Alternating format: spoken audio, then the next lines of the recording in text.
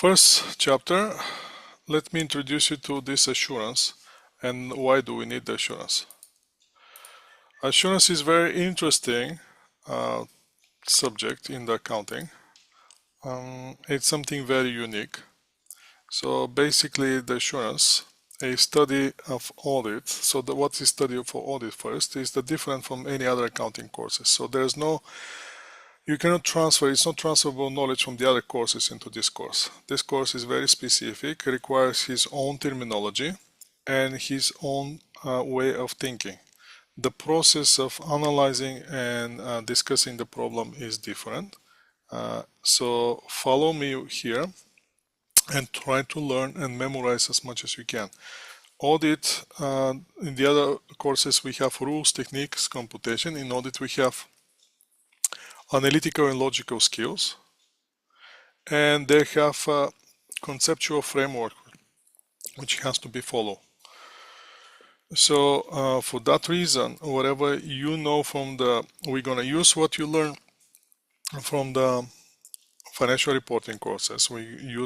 Managerial accounting is not much involved in auditing, so whatever you will learn from managerial accounting, that's gonna go literally in the garbage.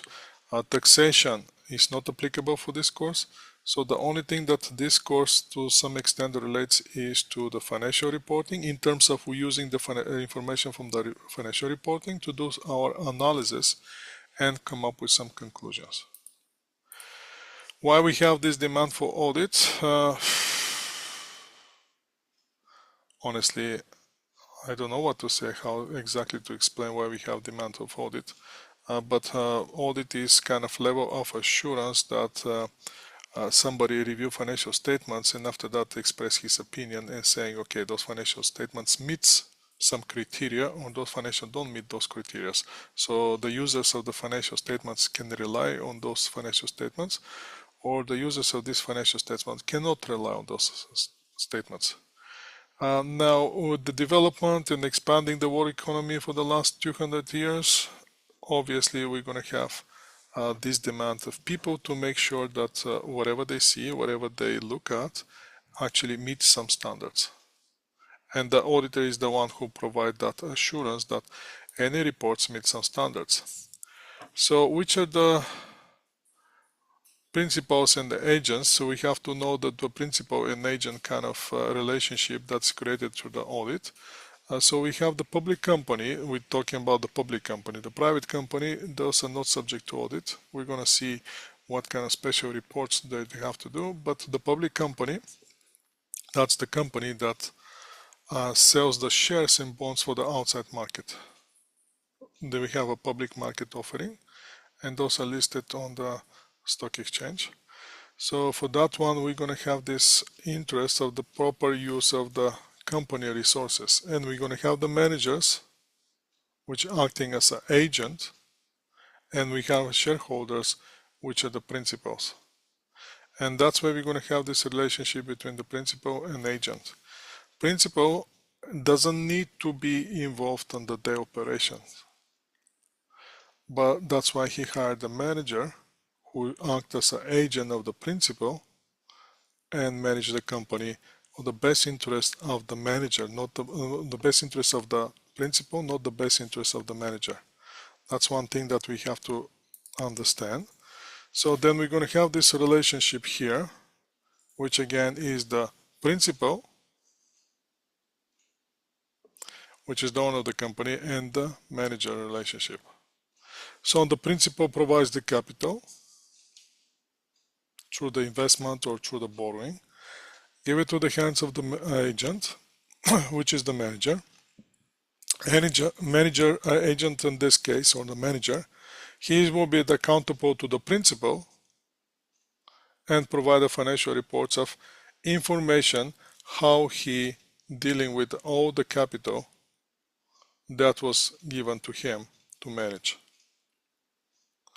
Obviously, there will be some information asymmetry, conflict of interest, and between what the manager thinks is right and what the principal wants. Now, who's going to hire the auditor? Agent will be the one who hired the auditor. to report and tell the principal how fair and how accurate the financial statements are, in order to reduce that information risk that is created between the manager and the principal.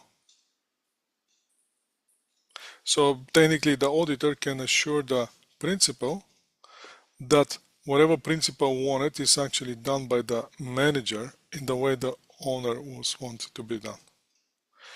How the auditor is going to get this? He's going to gather evidence to evaluate the agent financial reports. And after that, once he gets enough evidence of how the manager or agent managed the capital which the principal gave it to him, the auditor is going to issue audit opinion, which is going to accompany the financial reports, which is going to add that additional level of credit and certify that those reports actually are credible. That's the whole situation. So now you can see why we need the auditor. We need the auditor to confirm to the principal or the owner of the company that everything that's happening in the company from the people which are hired by the owner are done by the way that the owner wants to be done, and there's no conflict of interest, and there's no all the information which is presented on the financial reports are prepared fairly and are free of mistakes. So now we're going to start going with some interesting terms. Please pay attention for those terms because those terms will be making the difference of how good will be in audit and how not good be in audit. So this is the summary of management assertion by categories. So we're going to go over those categories over and over and over and over again. We have a different level of assertion. Assertion about the clauses, classes of transaction and events which happen during the period. We check first for the occurrence. Remember those terms, please. When everything is in black, please remember it. If you have to pull back this slide, pull it back and understand what's occurrence, because that's what they're using in audit. Before I continue, I'll have to tell you this. In order to understand the audit, you have to understand the terminology. As I said before, audit is nothing like you can transfer terminology from taxation or for financial reporting and anything like that. If you stay in the audit, you're going to make a good money. Now, in order to make a good money, you have to convince the people that you're doing is something very important. In order to convince the people that what you're doing is very important, you're going to come up with your own terminology, which is close to the real world terminology, but in the more kind of, let's say, fancy words, which words have some meanings and definition, but only in the audit world. So in order to understand the audit world, you have to know the language of audit. Once you understand the language of audit, then you can become an auditor, because you can speak that language and you understand what's behind occurrence, what's behind the completeness, what's behind authorization, what's behind accuracy, what's behind a cutoff, what's behind classification, and what's behind presentation. So let's go with the occurrence. Occurrence is simply the transactions and events that have been recorded or disclosed, and those transaction events are actually done by the journal entry, and those pertain to that entity. Completeness means that all the transaction events that should have been recorded actually have been recorded, and all related disclosure that should have been included in the financial have been included. So now you see the occurrence is everything that actually happened, transactions, events, and happen, and those are recorded or disclosed. Completeness is kind of related to the occurrence, but on the completeness level of completeness, we're chasing is everything that all the transactions that happened was actually recorded, or if had to be disclosed, have been disclosed. Authorization means that all the transaction events have been properly authorized. That means there's some level of authorization which is required in audit in order we to have the full picture. Accuracy. Accuracy is the amount of all the other data, so it can be financial, non-financial data, relating to the recorded transactions, so not something that is unrelated to the transactions. We're always talking about the transaction that happened in the first place. Everything is about the transactions. Everything is about the events. So in the company, we're going to have events, we're going to have transactions. First, we're going to talking about occurrence, means hasn't been recorded. Second, completeness is everything has been recorded. Authorization, those transactions have them been authorized. Accuracy, amount and all the data related to the transaction and events have been recorded appropriately. And all the related disclosures can be appropriately measured and described. After we do that, then we're going to go to the cutoff point. Cutoff is the transaction event has been recorded in correct accounting period. So every time when somebody says talking about the cutoff means not the day with the cut, but means that all the transactions in events are recorded in the appropriate period. Then we're going to classification. And again, we're talking about, it's all about the transaction events and related disclosures. Classification transaction events has been recorded in the proper accounts. So as you can see now, accuracy is not about the accounts.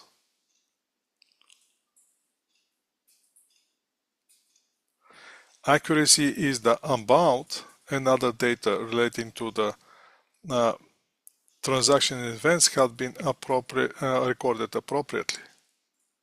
Classification is the one that assures us that the transaction events, once after they've been accurately recorded and reported, but actually were reported and recorded in the proper accounts. And the last one is the presentation, which means the transaction events are appropriately aggregated or disaggregated and clearly described, and related disclosure are relevant and understandable in the context of the requirements of the applicable financial reporting frameworks. So you can see all the level of the assertions that we have to go through. We're talking about occurrence, I'm talking about completeness, we have about authorization, we have the accuracy, cutoff, classification, and presentation. All this terminology, I want you to start pulling those words and start putting those definitions and try to absorb it, put it in your brain, because we're going to go with this terminology over and over and over again.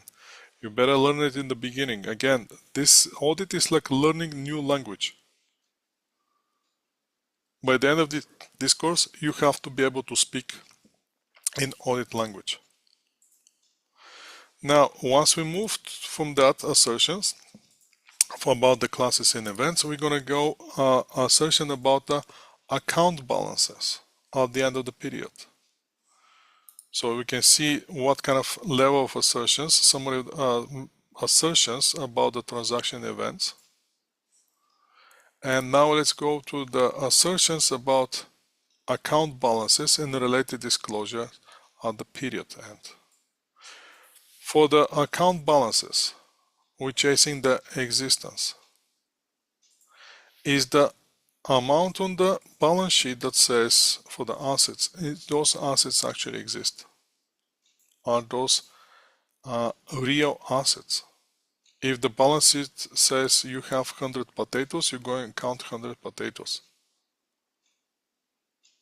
If the balance sheet says you have $5,000 liability, you with the Bank of Nova Scotia, you sending letters to the Bank of Nova Scotia and Bank of Nova Scotia to confirm that they actually have $500,000 outstanding receivable from this company. And the equity interest exists. That will be the existence. Now the right obligation is the entity holds and controls the rights to the assets and the liabilities.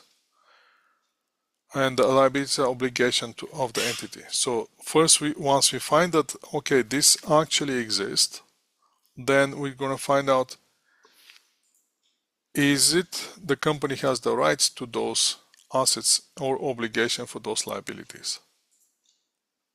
Means that for the accounts receivables, we're going to send the confirmation letter to the customers and they to actually confirm first. But that will be more like an existence.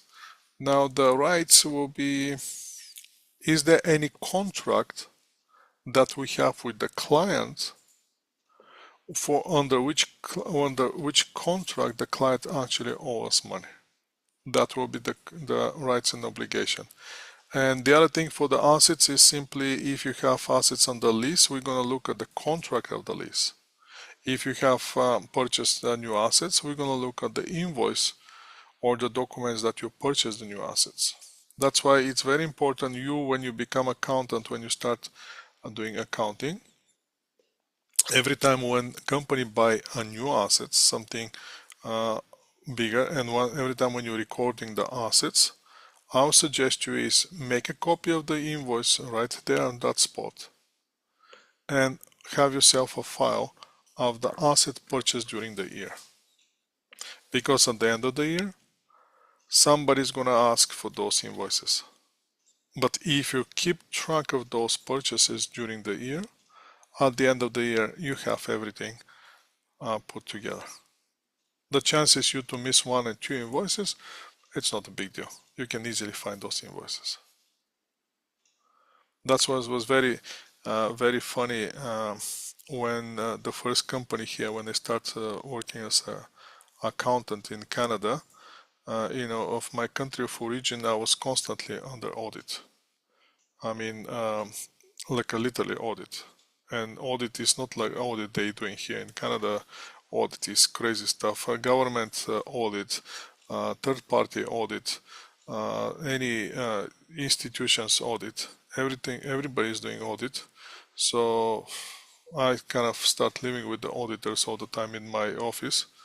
So I know exactly what they want and how they want it. So when I come here in Canada, in the first company, which I was working as accountant, I mean, I was doing everything. So basically, I just followed all the procedures that I used to follow in my country of origin. And at the end of when the time comes for the auditor, there was an auditor in that company, he sent me like a 2 pages list with the reports that he wants. And like half an hour later, I sent him back all the reports that he wanted. And then he called me and I said, did I miss something? He said, no, I just wanted to tell you that do you know how usually take the people to prepare those reports? And I said, yeah, I know. I'm sorry, I apologize. I was kind of late because I had to answer a few phone calls. Otherwise, I can send you those reports even earlier. And he said, no. Usually takes the earliest that I ever get those reports is 1 month. I never get those reports in 30 minutes. How did you do that? And I said to him, well, I already know what you're going to ask me at the beginning of the year. So during the year, I'm just collecting the information. And when you ask me for those reports, I already have them. I just have to just send it to you. So for that reason, make sure in order to fulfill these rights and obligation, have the records of all the assets and all the liabilities that the company has. Completeness is all the assets, liability, and equity. As you can see here, we're chasing only the elements of the balance sheets here. So all the assets, liability, and equity, interest that should have been recorded have been actually recorded. And all related disclosure that have been included, should have been included in financial statements, are actually included. So you can see here overlap between completeness for the transaction and completeness of the assets and liabilities.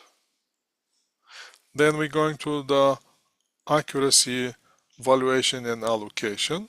Means the asset, liability, and equity interest have been included in the financial statements at the appropriate amount, and any resulting valuation or allocation adjustments have been appropriately recorded, and the related disclosure has been appropriately measured and described. As you already know, for the assets we have amortization that we have to take, so that means that appropriate amounts resulting valuation or allocation, that's related usually to the amortization, or if you have impairment, that impairment actually was used at the end of the period to calculate and come up with a proper amount that has to be recorded on the financial statements. Classification is the assets, liability, and equity interest have been recorded in the proper accounts. So you can see now completeness, accuracy, and classification. Now they're talking about the different things. It seems like they're the same, but they're not. That's why I want you to understand the difference between completeness, accuracy, valuation, allocation, and classification. Because that's why the CPA is going to test you on. Do you understand what completeness is? Do you understand what accuracy, valuation, allocation is? And do you understand what classification is? Completeness is the inclusion of the liability on the financial reports, where the classification is those liability and equity actually recorded in the proper account. You're not recording equipment in the computer's account, right? Or the liability when you have a short-term liability.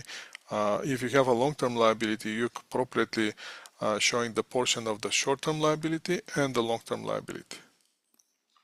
And the presentation, as before, we have that presentation. The presentation will be assets, liability, equity, interests are appropriately aggregated or disaggregated and clearly described, and related disclosure and relevant and understandable in the context of the requirements and applicable financial reporting framework. So as you can see, the level of assertion are very different under different categories. So, summary of the assertions.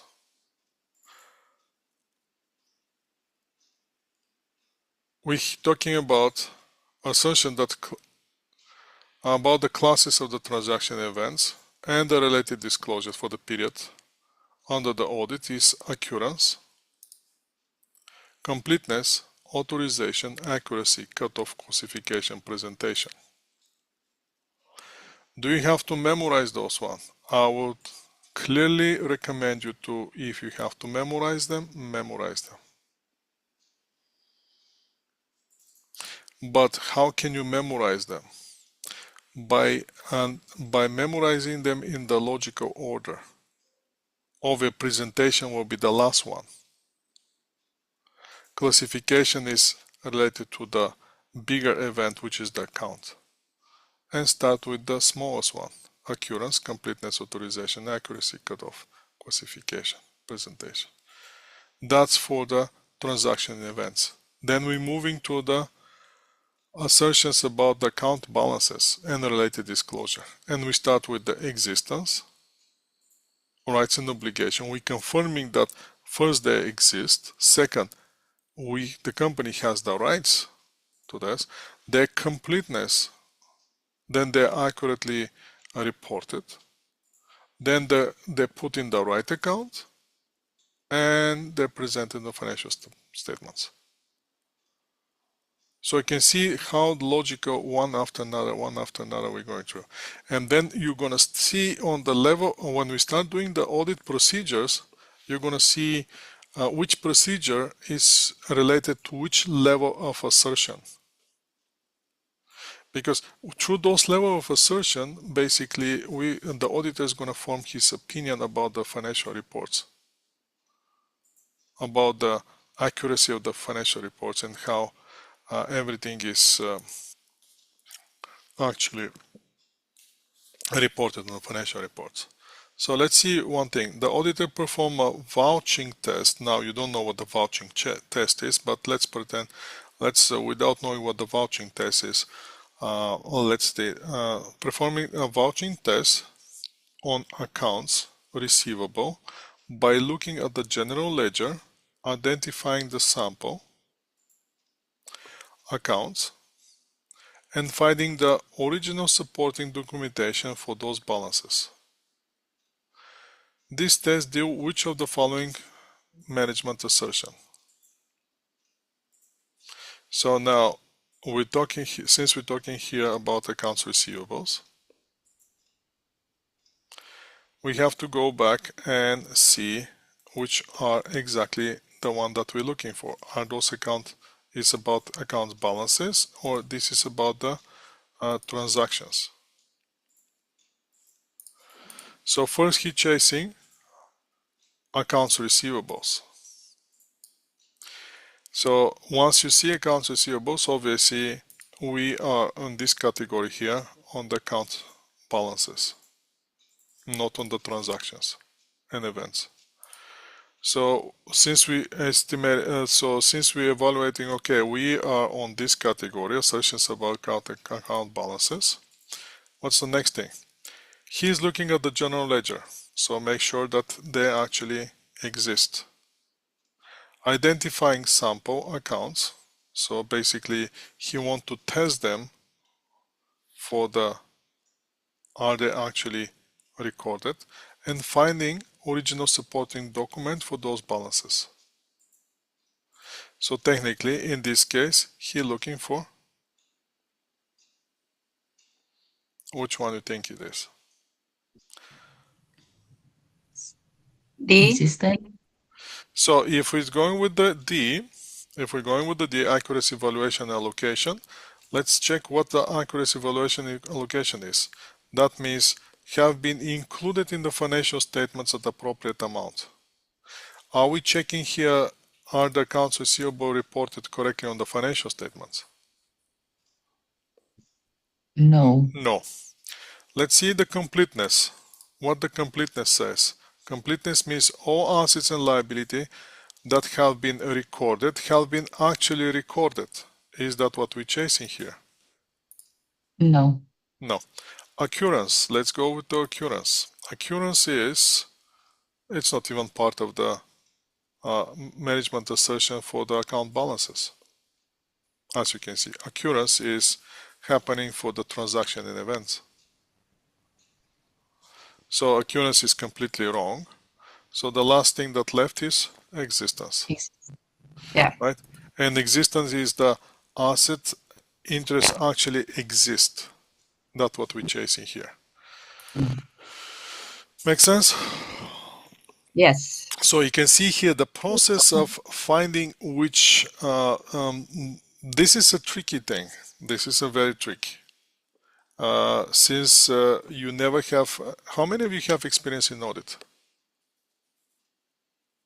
Have you ever faced audit in your life? I have some experiences in audits. Okay.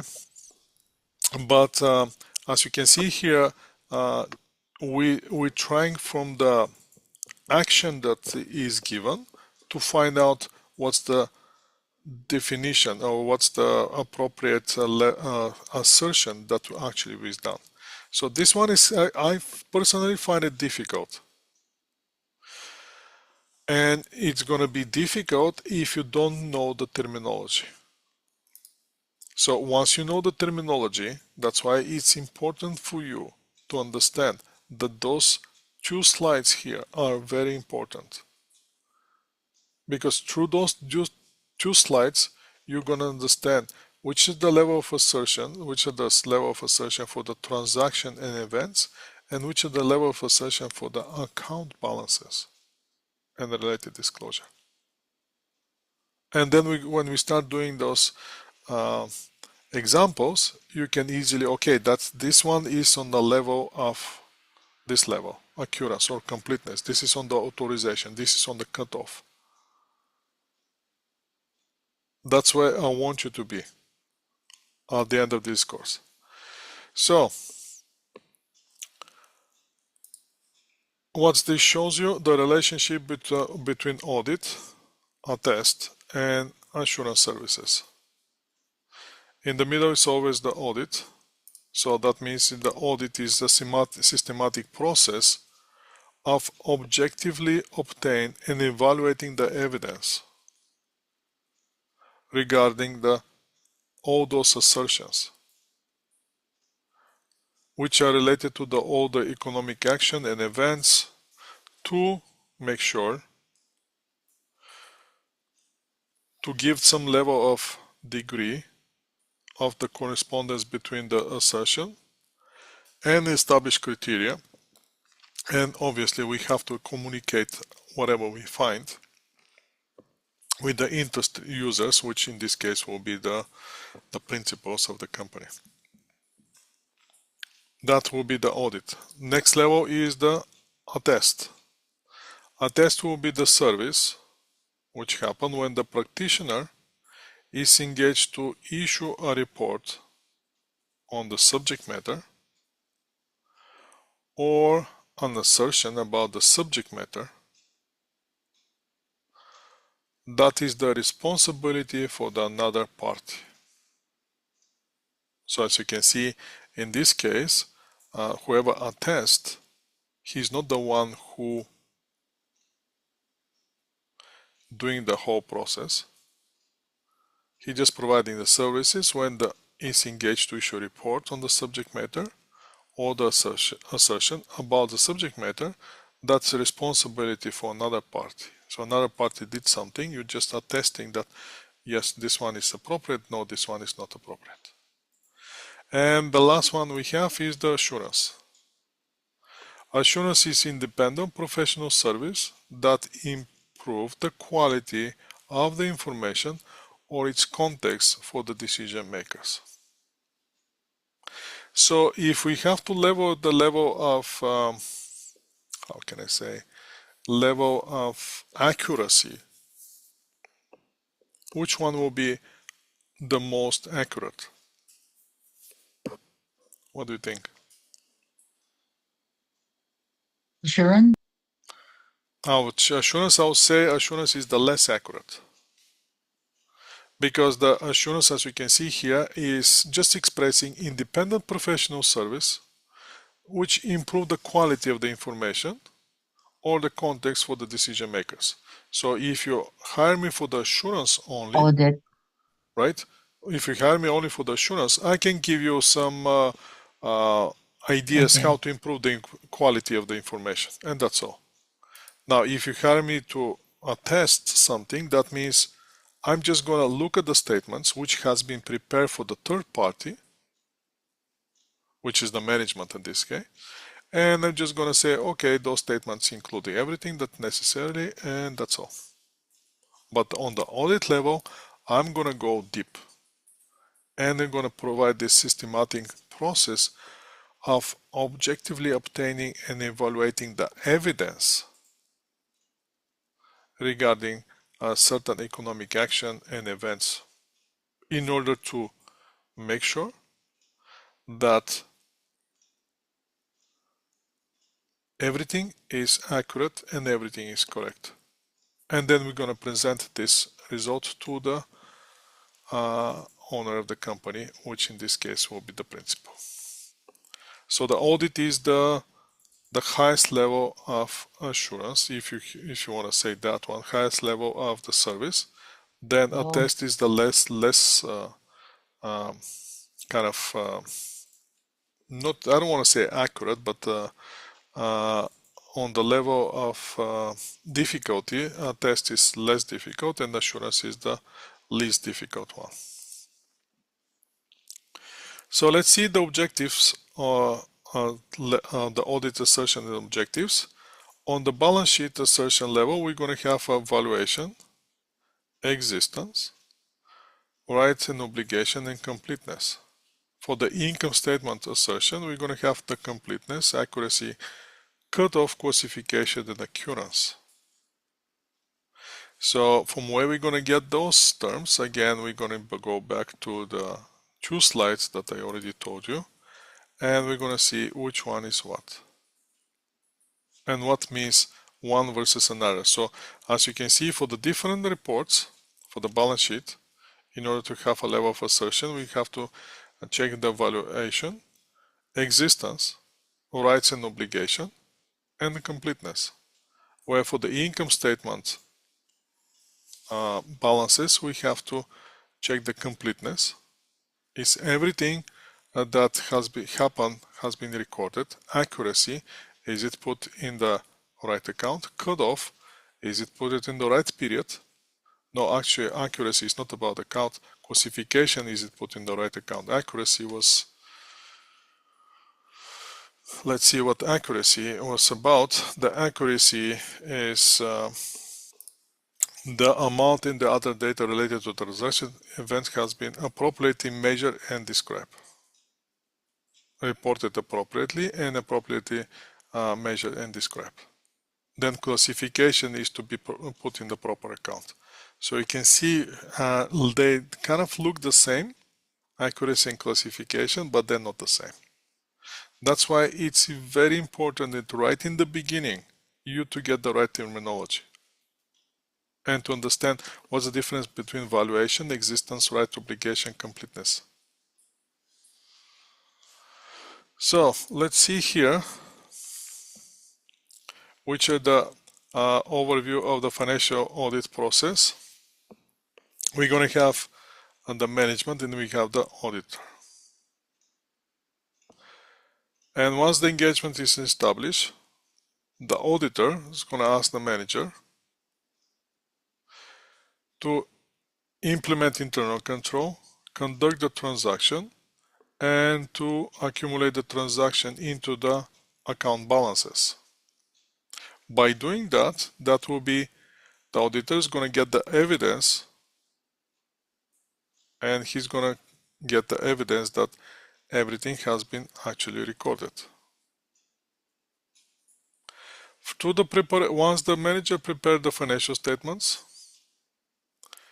the auditor is going to test for the management assertion against the certain criteria. And once the manager issued the financial statements to the users, those financial statements actually is going to be provided by the auditor, which auditor is going to issue the audit report, which is going to accompany financial statements, and then the management is going to issue the financial statements.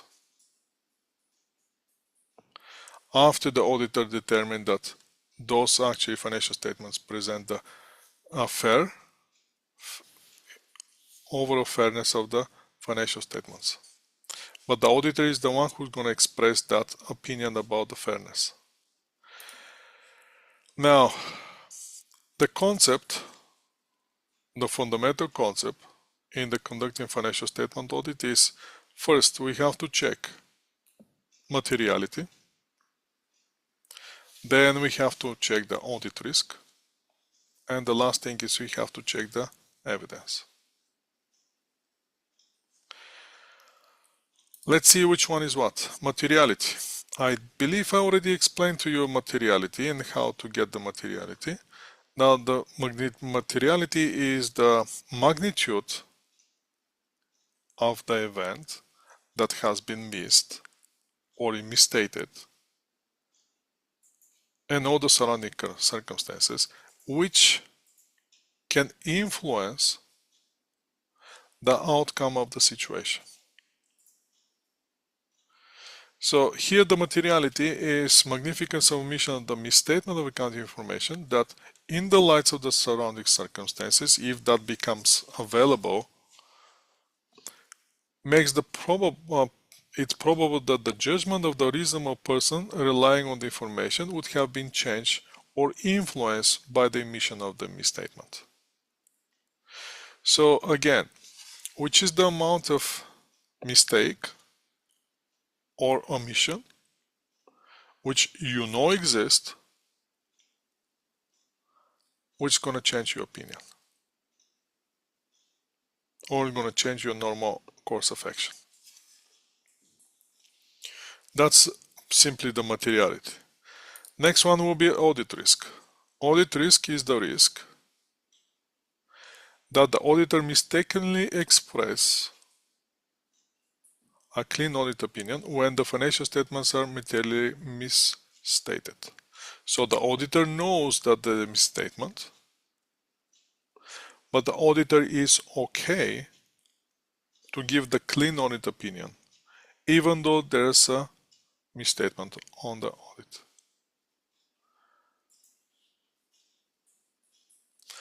Auditing standards will make it clear for the auditor to provide a reasonable assurance. So the auditor cannot be 100% accurate. They're always going to be audit risk. But the auditor is going to express that reasonable assurance that the financial statements do not contain material misstatements. And reasonable assurance will be implies some risk that material misstatement could be present in the financial statement and competent auditor, even if the competent auditor, it might not detect them. So you understand, we're not talking about complete assurance, we're talking about a reasonable assurance. Same thing like example we're going to give you with the ideal time and the practical time. Same thing here, perfect assurance versus reasonable assurance. What's the reasonable assurance? Reasonable assurance, that's something that you can live with. Is there a mistake? Yeah, there might be mistake, but even if the best auditor comes, he won't be able to detect it. So let's do this.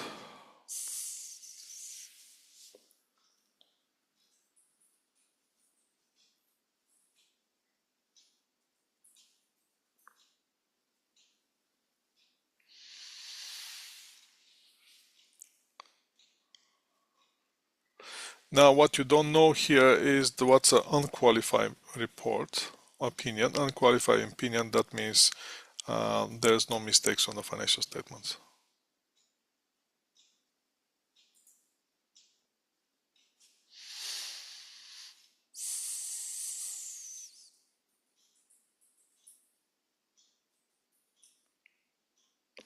So obviously the first one, which of the following best describe the concept of audit risk? First one is the risk that the auditor being sued because of association of the auditee.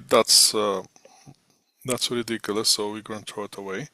Let's go the last one. The risk that the auditor use the risk that auditors use audit process that are inappropriate. That's obviously also absolutely incorrect. Now the overall risk that the material misstatement exists in the financial statement.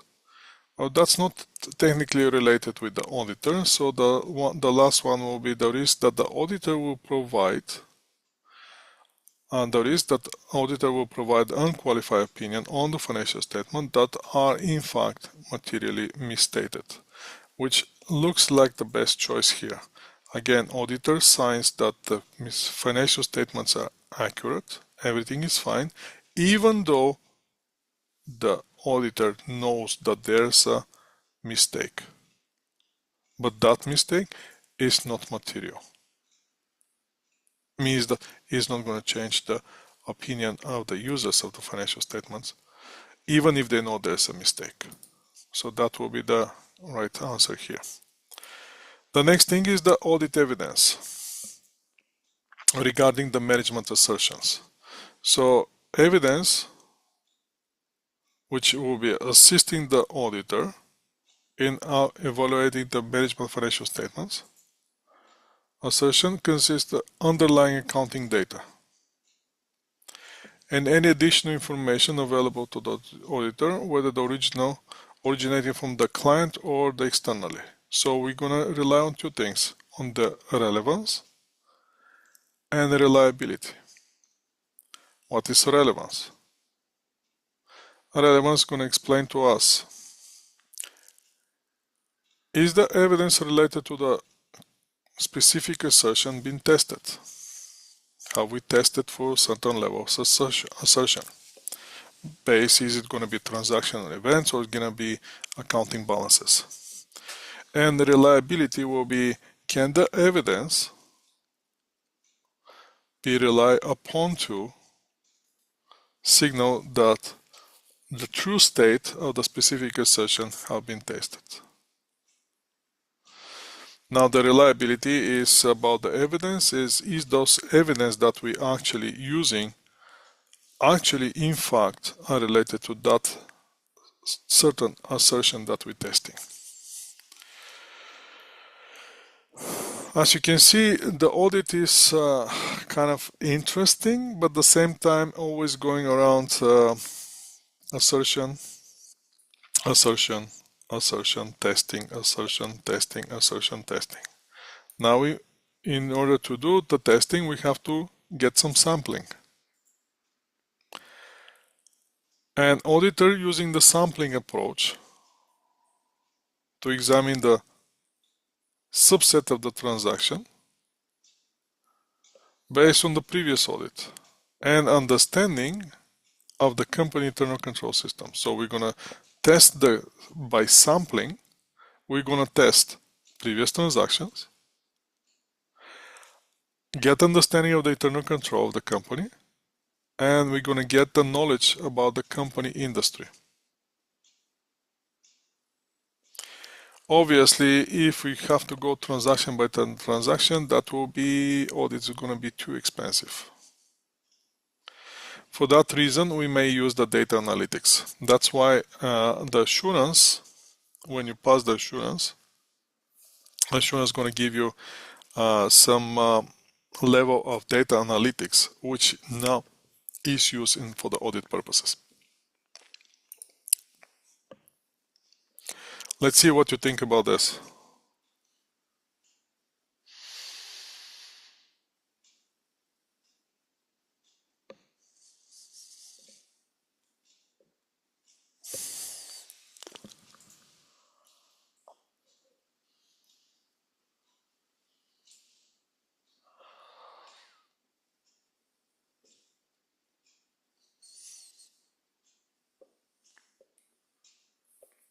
Can you guys hear me? Yes, yes, bro. Okay. Yes, prof. What do you think about this? Why this auditor is going to be using this sampling approach, which I just talked about it?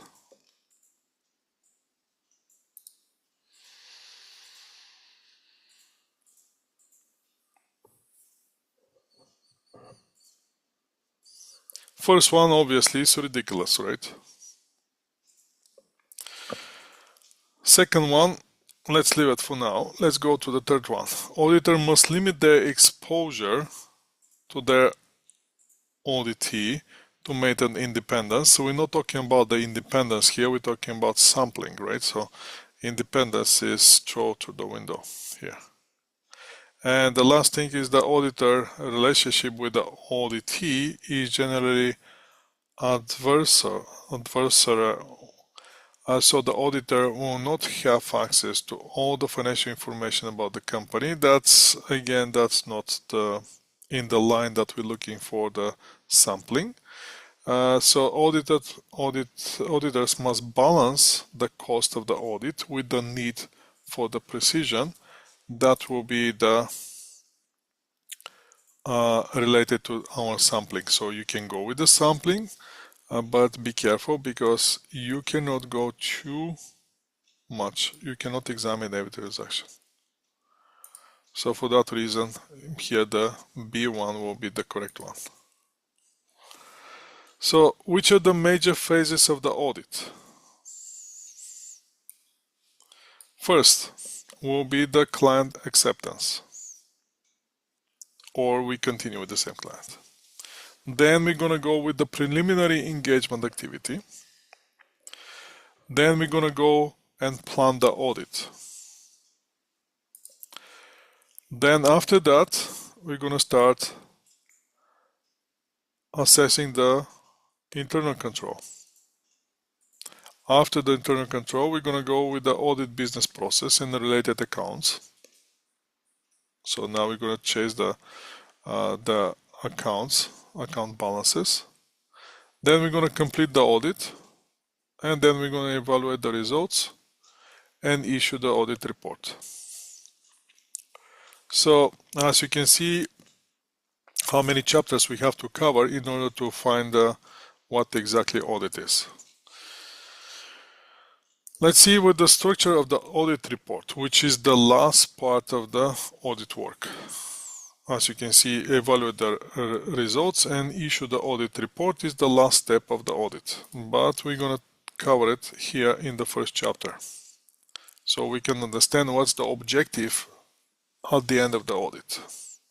Now, the audit report is for the public company, obviously, public and accountable enterprises, which includes also non-for-profit organization. So the title line of the audit report include independent audits report. So once you see independent audit report, that means this is issued but the company was under audit.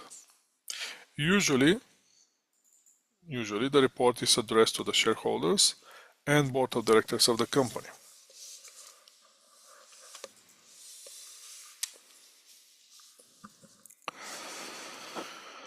What's the structure of the report? First, we're going to have sections, and each section will be titled. First section will be opinion on the financial statements, which explain the auditor's opinion of the internal control.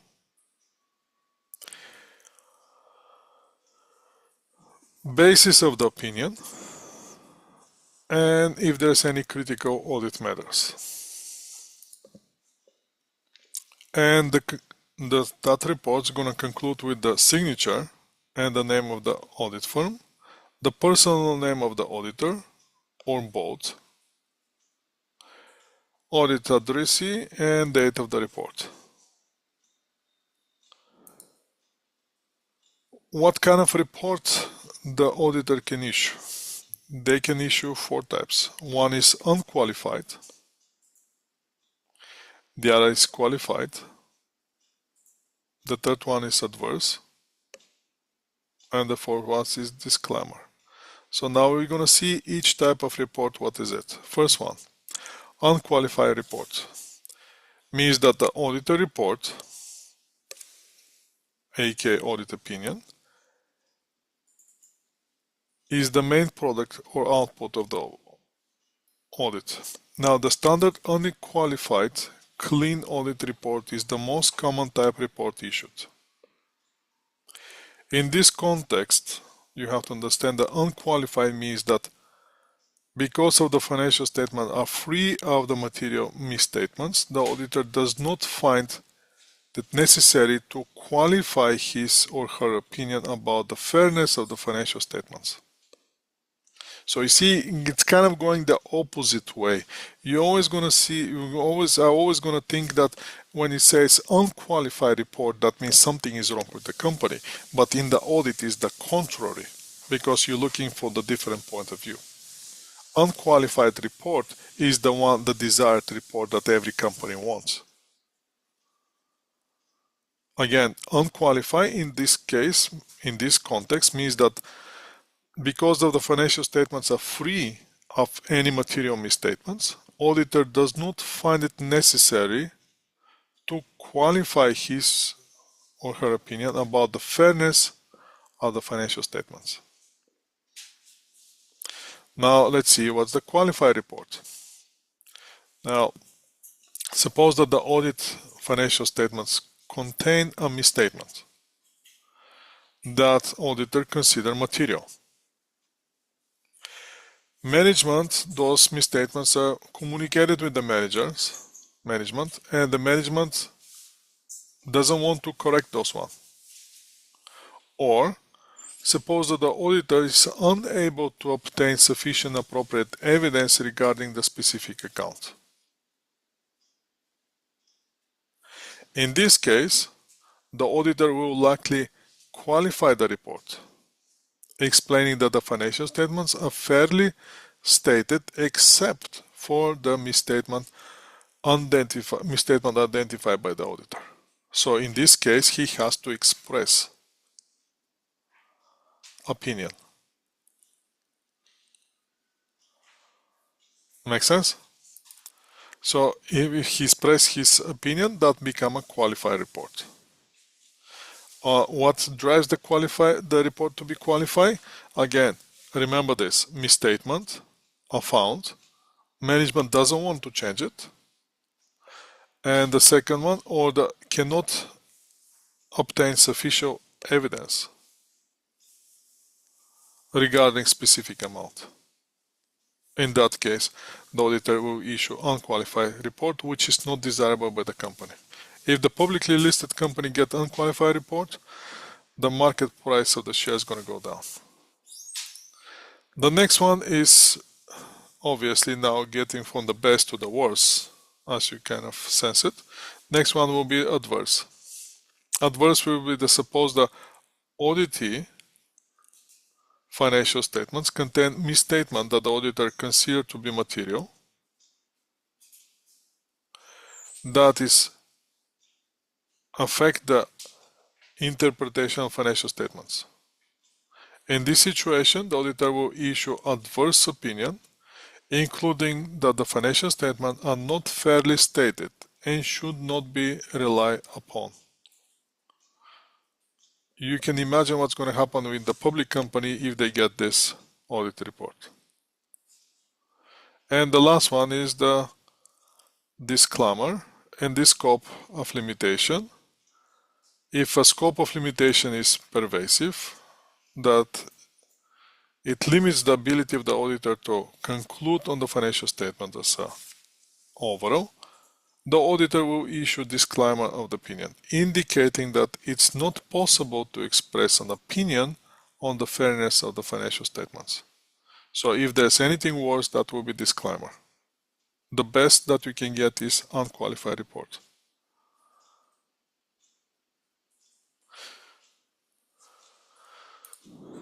So let's see what you think about this.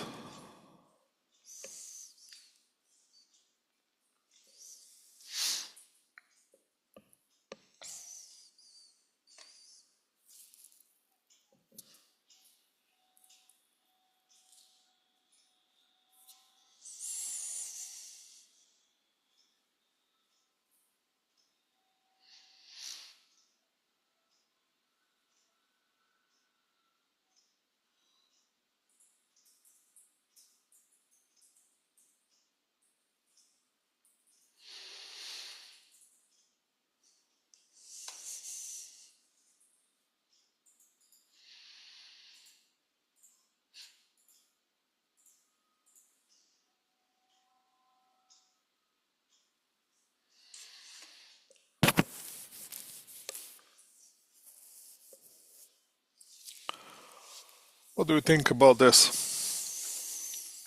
Do you think number D, letter D, is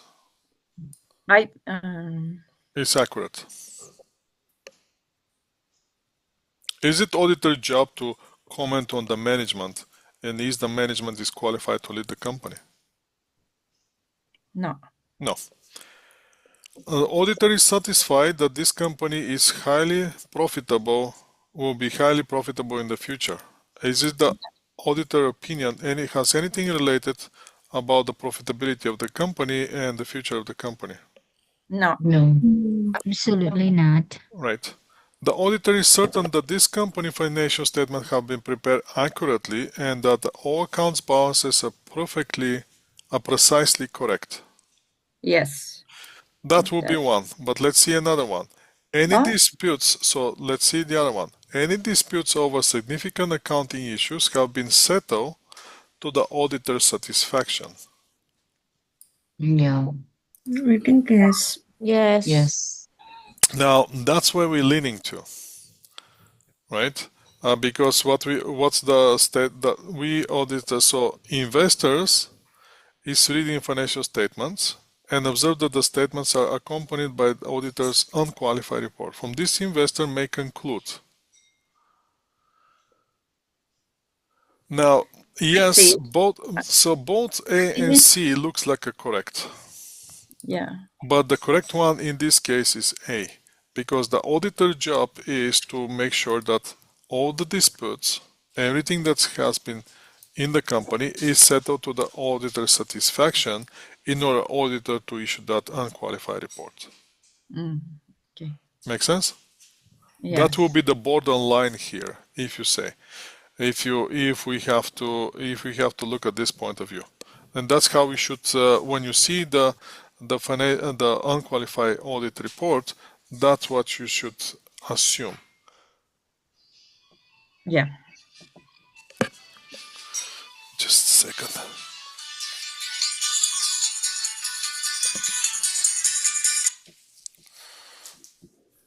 Sorry about that. So let's see what's the next thing that we have to cover is what's the audit demand.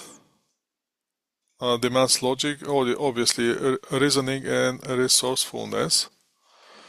So the auditor needs to understand more than just accounting concept techniques, which they do. So it's very interesting. Auditors, how can I say, those are very interesting people. You have to understand. For that reason, I don't want to be auditor. But regardless what I want, what I don't want, we have to understand who the auditors are and what the auditors needs to be. They need to understand more than just accounting concept techniques, obviously. Fundamentally, they need to have a logical process of thinking and reasoning. So they can use a common sense and reasoning skills. And as you learn new audit concepts, try to understand the underlying logic and how those concepts will be interrelated with the other concepts. Now, being good auditors sometimes require imagination and innovation. Obviously, with now coming with artificial intelligence and data analytics, obviously we have to deal with the innovation.